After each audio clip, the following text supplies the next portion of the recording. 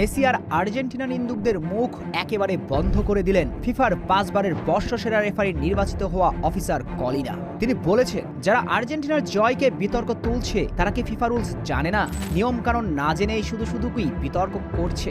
যিনি 5 বার ফিফার বর্ষসেরা রেফারি নির্বাচিত হয়েছেন, তার এমন স্টেটমেন্টের পর আর্জেন্টিনার এই জয়ের বিতর্ক তোলার আর কোনো সুযোগ নেই। কারণ সে সাক্ষাৎকারে কলিনা বলেছেন, মিশর ম্যাচে যা হয়েছে তা একদমই ফেয়ার, ফুটবলের রুলস মেনেই সব সিদ্ধান্ত নিয়েছে রেফারিরা। মোহাম্মদ সালার পেনাল্টি নিয়েই সব বিতর্কটা উঠেছে। পুরো দুনিয়ার টক অব দ্য টাউন। আর্জেন্টিনাকে নাকি জেতাতে সহযোগিতা করেছে ফিফা, অথচ দেখা যায় মিশর তারকা সালাহ যখন বলের নিয়ন্ত্রণ হারায় তখনই আলভারেজের পা স্পর্শ করেছিল। আর IFAB ল 12-তে স্পষ্ট বলা আছে, পেনাল্টি বক্সের মাঝে বল নিয়ন্ত্রণে না থাকে ওই সময় ট্যাকেল হলে সেটা ফাউল ধরা হবে না।